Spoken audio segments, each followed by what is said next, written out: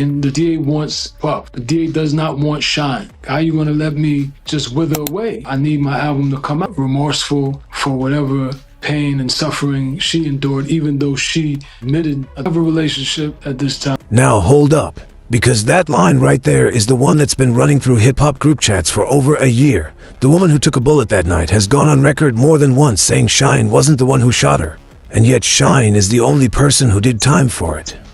That's the part that never sat right with people. Let's rewind the whole thing first though, because if you weren't around for it, you need the full picture. December 1999, Club New York, Times Square. Puffy's in the building. Jennifer Lopez is with him. Shots go off. 3 people catch bullets. It's chaos. It's cameras. It's a scandal that's still getting talked about a quarter century later. And right here, on camera, he's finally addressing the claim everybody's been arguing about. Yeah, I knew it. We had been in the studio on occasion, but I hadn't had the opportunity to do any direct outreach. I'm definitely remorseful for whatever pain and suffering she endured, even though she admitted that I was not the cause, that somebody else. Notice what he's not doing there. He's not naming names. He's not throwing shots at anybody. He's keeping it about what he went through and what she went through. That's a choice. And it tells you where his head's at going into the rest of this. He's not trying to relitigate the case for internet points. He wants people to understand the moment itself. So let's get into that moment. I had an altercation with guys that I knew from Brooklyn. We're not people to underestimate. When I saw someone reaching for a weapon, I acted in self-defense. All it takes is a second. Be the difference between you being expired and you. That's a heavy way to describe a split second. And honestly, that's real trauma talking, not tough guy talk. When somebody's telling you a single second is the line between walking out that club or not walking out at all, that's not a flex. That's somebody who's been living with that memory for 25 years. Now watch. He takes it back even further. Before Club New York ever happened. I was young and I just, we just had a shootout in front of Dad. Physical altercation, so that was the only reason I was, carrying protection. Preferred to be, tried by 12 And there it is. Tried by 12, carried by 6. That phrase became a whole moment on its own, but people forget it comes from a real place. That's street logic from neighborhoods where a funeral costs less than a defense attorney. Now, here's the part that fans keep circling back to. If the victim herself is saying it wasn't him who pulled that trigger, why is he the only name attached to a conviction? A few things were working against him at the time. He was 19. He didn't have the legal firepower that came with being the label's face. And in 2001, the story that made sense to a jury wasn't necessarily the story that was true, it was the story that was easiest to believe. That's not me saying anybody's innocent or guilty. That's just how these things play out when one name in the room is a lot more famous than the others. We're not here to rerun the trial. What we're tracking is what happened after the verdict, because 10 years locked up doesn't just take time from somebody, it rewires who they are. It turns friendships into folklore and contracts into memories. And when he says today he wouldn't reach for a weapon again unless it's about protecting his family, that's not him softening up for the cameras. That's a man telling you what a decade in a cell actually costs. Now here's where the story gets ugly, because when it mattered most, the people who profited off his voice weren't the ones who showed up. Wolf was my big brother, cut from the same cloth, and if it wasn't for Wolf, there would have never been a Shyne album. The situation happened in Club New York. They wanted to drop me. Strategy was to say that, I don't know that guy. When I got arrested and charged, they wouldn't even bail me out. I remember calling Daddy's house, bail me out, he put up his house. Yeah, man. Could you get me out? He bailed me out, he put up his house. Yeah. Sit with that for a second. The label that made money off his music wouldn't even post his bail. It took somebody putting up their own house. And the man he's talking about, Wolf, that's Anthony Jones, he was Diddy's longtime bodyguard, actually charged in that same case and later cleared. So the guy who allegedly had the label's back wasn't corporate at all. He was muscle with a conscience, apparently, in a building full of people doing damage control. That's the kind of detail that never makes the headlines. But it's the kind that hits different when you hear it straight from him. And the DA wants Puff. The DA does not want Shyne. How you gonna let me just wither away? I need my album to come out. This is the part where the code of the streets and the language of the boardroom just do not speak the same dialect. Artists talk about loyalty. Labels talk about liability. And refusing to cooperate with the DA wasn't just about protecting anybody. That decision alone became part of his reputation. The difference between being remembered as the guy who folded or the guy who ate his time and never said a word. That kind of silence buys you respect in the culture, even when it costs you everything else. But respect doesn't pay legal bills. And it definitely doesn't prepare you for what prison actually does to a person. Because when Shyne finally walked out those gates, the internet expected the same voice, the same swagger, the same baritone that used to rattle trunks. What they got instead was somebody who had to relearn how to be himself in front of people again. When I got deported, I had all intentions of returning to the music industry. Now I have an extraordinary ability visa. I'm so traumatized as coming out captivity, I didn't want to go rejected again. G came to see me when I was G. Roberson. when I was incarcerated. It turned into an even greater bidding war. Dr. Dre, Jay-Z coming to Rikers Island. Everybody wanted to sign me. He could still write bars in his sleep. What he lost wasn't the skill, it was the swagger that used to carry it. That's a different kind of damage, and it doesn't heal on a release date. The problem was I lost my voice. That confidence, that conviction, that passion, it wasn't there. I was beaten, I was broken. Coming from Vietnam, rap till you get to safety, then you realize that you're hit. Came out with a lot of negativity, going at 50, Diddy, Drake, Creator. He wasn't happy with that. I spent 10 years on a spiritual journey, practicing Judaism, and then I came out with a negative energy that could have jeopardized my freedom. That right there is a man admitting the industry didn't break him. Freedom did, once the adrenaline wore off and reality caught up. And instead of chasing the old sound, trying to force it back, he went looking for something completely different. Religion, distance, a total reset. Watch where that journey actually took him.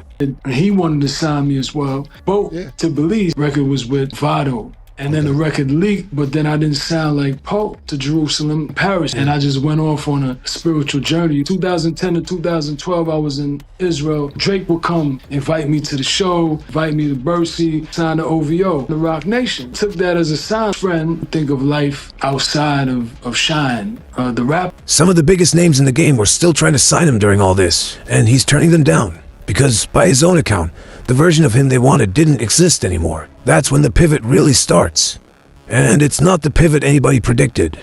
And old politicians sell his dreams. You're already famous and we need. And turn their back. The old heads try to overthrow me. Leaders that were there to serve their people and not. So instead of chasing a comeback in music, he goes looking for a different kind of stage entirely. And by his telling, it wasn't about reinventing himself for attention. It was about going back to fix something in the place that raised him. I understand why people become legislators. That's where all the power is. And for me now, and legislative authority to enrich myself. Dear America, I'm only what you made me. I was crying to the system.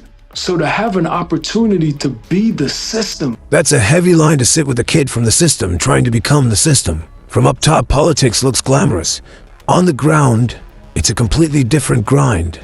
And he's about to walk you through exactly what that grind looked like. Working since 2013. Pool bags, I Belize professors and entrepreneurs and talk to the poor youth. It was in 2020 of the party. The leader to step down, the accusations, and they elected me the leader of the same platform that put him on top ended up putting a target on him too. And when the internal politics turned on him, he doesn't dodge it. He owns the loss. Straight up. Diplomatic passport. Once you're not in the... Will you run again? I'm gonna pursue the House of Representatives again. The Civil War in my political organization, two people running for the same color. I try to be magnanimous. I believe it was theft. And now I never stop working. Hip-hop is indestructible, so I got that spirit. We don't give up, so I'm never giving up on in Mesopotamia. You don't lose once and give up on your people. I lost on a Wednesday. By Friday, I was back in my constituency helping young entrepreneurs. You can feel where this is heading now. When one door closes on him, dude doesn't sit around waiting, he pivots again. And this next reveal is the one that's actually been trending in hip-hop circles for months. Signed a deal with Warner Music Group, joint venture, through Defiant, 3 albums. Congrats on the 25-year anniversary. We got to get the schedule of the month tour. You know, I'm working with Live Nation, put those tour dates together. I see you, and I'm gonna see Mace on stage. This isn't just a nostalgia lap for the fans, and he's not framing it that way either. 3 albums is a real runway, not a one-off. And connecting it to a TV series and a film means this comeback has actual machinery behind it, not just a press release and a prayer. The club turned him into a villain. The courts turned him into a myth. Politics turned him into a strategist. Now he's trying to turn himself into a brand that outlives all three chapters. But before we get into the deal itself, there's a question every fan online has been waiting for him to answer. I have a relationship at this time. That's it. No shade, no fireworks. Just a flat, grown man answer. And the internet's been picking that quote apart for weeks, trying to read into it. I hadn't had the opportunity to do any direct outreach, and I'm definitely remorseful for whatever pain and suffering she endured, even though she has admitted that I was not the cause. Somebody else shot her. I wish that person... Pay attention to what he's doing here, because it's rare. He's not using her story as a talking point to make himself look good, and he's not throwing anybody under the bus to settle old scores. A lot of people in his position would have turned this interview into a victory lap, dragging names through the mud. He's choosing restraint instead, and whether you believe that's genuine growth or a calculated PR move, it's a deliberate choice either way. Rehabilitated myself. Everything will take its course. Everything will take its course. That's the whole thesis of this interview in one line. He's not trying to win an argument about 1,999 anymore. He's betting that the work speaks louder than the debate ever could.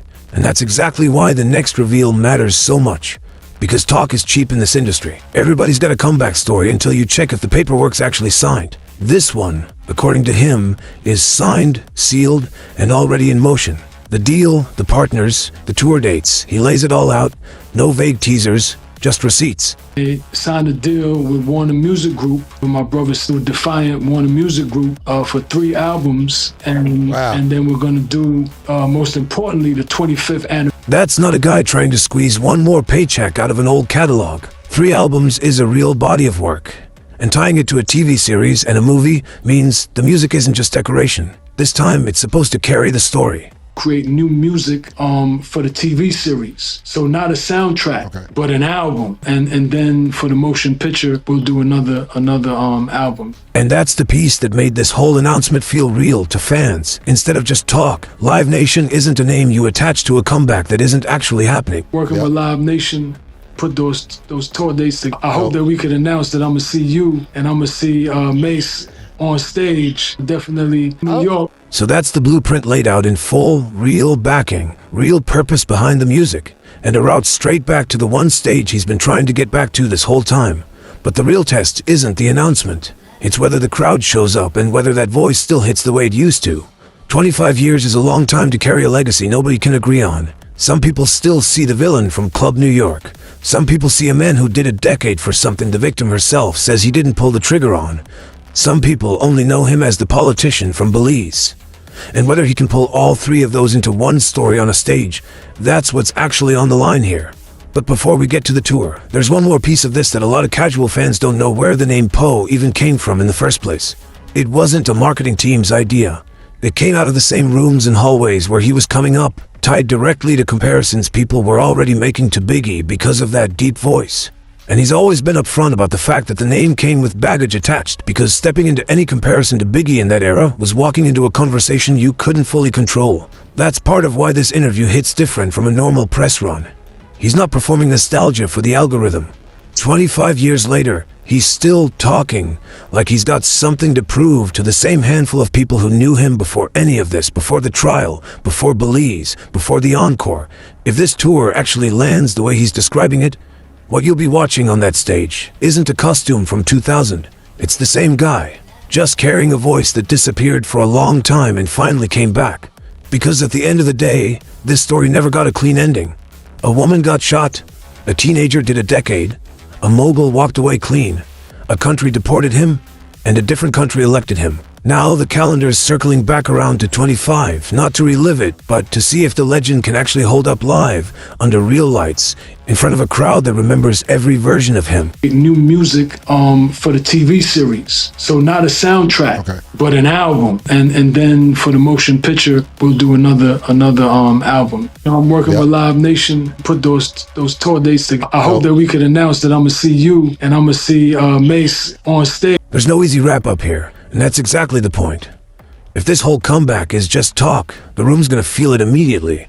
But if it's real, that room is going to erupt, not out of nostalgia, but because the man walking out is saying something heavier now than he ever did the first time around. And if you're still looking for a final answer on what really happened back in 1999, you're not gonna find it in a comment section arguing with strangers. You're gonna find it the night that beat drops. The crowd goes silent, and a man who spent 25 years refusing to answer to anybody but himself finally gets to say his piece on his terms, on his stage. And we're not done yet, because next, we're heading straight to New York for what happens when he actually gets there.